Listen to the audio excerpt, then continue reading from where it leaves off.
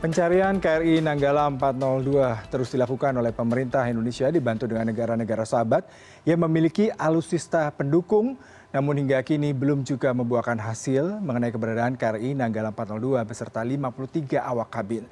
Lalu sebenarnya kesulitan apa yang dihadapi dan apakah Indonesia sudah mumpuni terkait alutsista untuk melakukan pencarian KRI Nanggala? Dan untuk membahas hal ini sudah ada Ketua Komite Nasional Keselamatan Transportasi Periode atau KNKT di periode 2007 hingga 2015.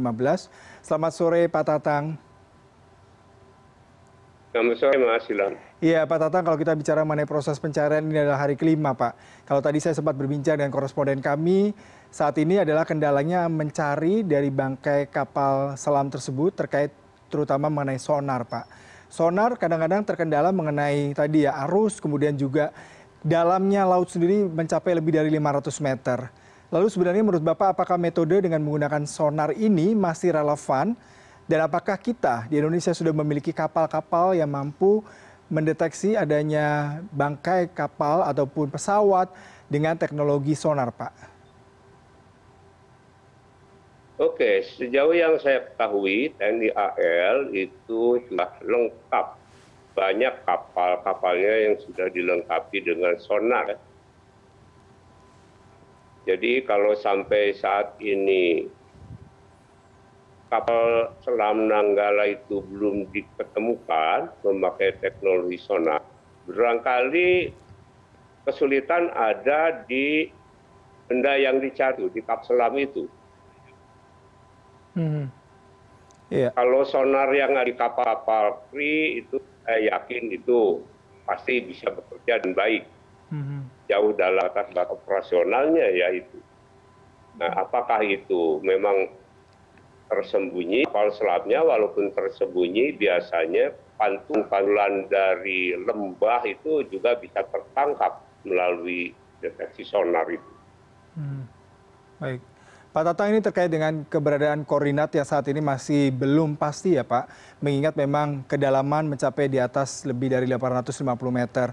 Kalau kita tadi sempat berbincang juga dengan beberapa analis, kemudian juga dengan koresponden kami, dibutuhkan alat yang bisa secara visual menggambarkan bagaimana kondisi objek yang ada di kedalaman di bawah laut sedalam 850. Alat tersebut adalah ROV. Kalau Anda sempat berpengalaman sebelumnya dan juga mengerti bagaimana kerja ROV ini Pak, dan apakah memang ROV hanya bisa bekerja ketika koordinat sudah ditemukan dengan menggunakan sonar Pak?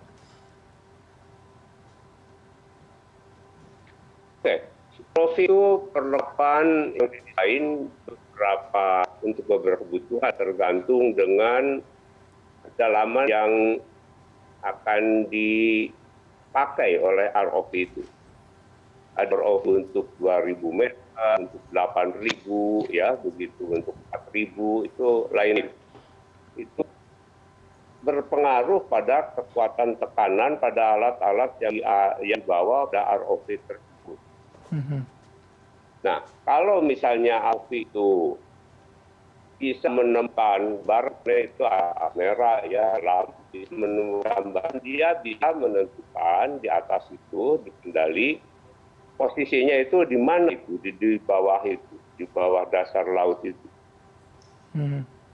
Ya, posisinya mana, dan kedua posisi itu apabila ada bunyi yang akan dideteksi, nah, si penerima bunyi itu misalnya contohnya dalam fighter ya, dalam itu bisa dia si letak bunyi identitas dalam bentuk perdilan. Nah, sekarang tidak ada data dari palsu itu, jadi kita kesulitan mendapatkan koordinat tempat apa itu, tempat gelap itu. Ya, Pak Tatang, kalau kita selalu bicara mengenai teknologi mitigasi maupun teknologi evakuasi yang dimiliki oleh Basarnas maupun dimiliki Indonesia. Anda katakan tadi kita memiliki kapal, mungkin masih ada kendala mengenai bagaimana kemampuannya ataupun teknologi apakah relevan dengan kondisi saat ini. Kalau Anda bisa memberikan sedikit review, mengapa kita harus meminta bantuan negara tetangga, Pak? Apakah memang masih ada kendala keberadaan alutsista maupun alat pencarian dan penyelamatan di kita, Pak? Saya pikir perlengkapan yang di Singapura yang kemudian dengan sukarela mereka dasar kerjasama antar pemilik kapal selam ya itu diberikan pada kita langsung dipinjamkan. Nah dia mempunyai kelebihan, mempunyai suatu kapal selam kecil di dalam kapal itu yang bisa diturunkan dan kemudian membuka pintu darurat dari kapal selam yang akan di rescue itu, kemudian menyamakan tekanannya dan ada tim penolong yang turun begitu atau rescue awak kapalnya yang masih sehat itu bisa naik ke kapal penolong itu. Nah kita belum punya alat itu. Oke. Baik. Kalau kita bicara mengenai waktu pencarian ya Pak, oksigen 72 jam sudah berakhir kemarin. Lalu apakah masih cukup efektif Pak menggunakan tadi alat yang bisa mendistribusikan kapal selam mini masuk ke dalam laut dan juga melakukan evakuasi terhadap korban? Dan juga terkait dengan pengangkatan Pak. Kalau sebelumnya saya juga sempat berbincang dengan Pak Wisnu Wardana terkait dengan seandainya menggunakan hidrolik atau menggunakan pengangkatan kapal selam mengacu pada peristiwa di Rusia sendiri butuh waktu 2 bulan Pak. Bagaimana dengan kondisi ini, Pak? Kalau menurut saya yang paling utama buat kita adalah kalau mampu ya ada alat yang bisa mencapai ke lokasi tempat kapal itu bersandar begitu di dasar adalah menyelamatkan orang. Bukan arti menyelamatkan dalam arti dia masih bernafas, gitu. Tapi human remains itulah yang perlu kita selamatkan dulu, yang perlu kita angkat dulu. Kalau bisa. Nah, urusan kapal selam diangkat itu ya 2. Gitu. Kapal itu, apalagi Nanggala beratnya kan 1.300 ton itu. Saya belum pernah dengar ada yang bisa mengangkat utuh, kecuali kalau itu potong-potong dulu di bawah. Dan untuk motongnya juga diperlukan satu perlengkapan khusus itu. Sehingga agak pesimis lah kalau mengangkat kapal Nanggala ke atas itu. Baik Pak Tatang, kita bicara mengenai black box Pak. Kalau pesawat ada teknologi black box untuk membaca penyebab terjadinya insiden. Lalu seperti apa di kapal selam Pak? Apakah kita bisa mendapatkan recording terkait dengan apa yang terjadi sebelumnya, penyebabnya, lalu apa yang akan bisa dievaluasi yang terjadi pada saat kapal selam tersebut mengalami insiden Pak?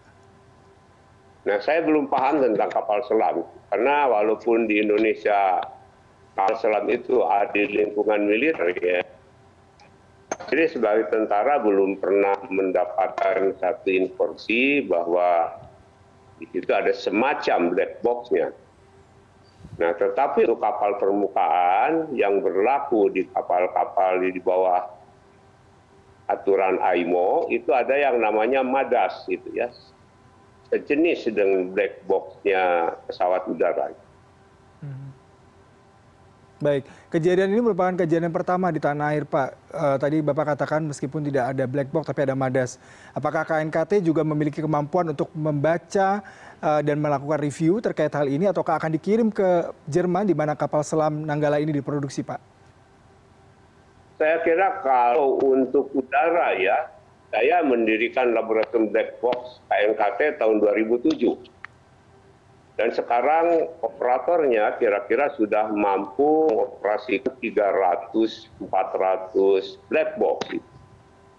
Nah kalau MADAS kan masih dalam tahap pengembangan. Nah, jadi pun kalaupun ada begitu yang mampu ya mengendalikan MADAS, itu saya ragu-ragu lah hasilnya untuk dipergunakan. Jadi lebih baik kalau memang itu harus nanti diketemukan data-data, lebih baik melibatkan pabriknya di Jerman. Baik, Pak Tatang Kurniadi, terima kasih untuk perbincangan sore hari ini Pak. Selamat sore Pak.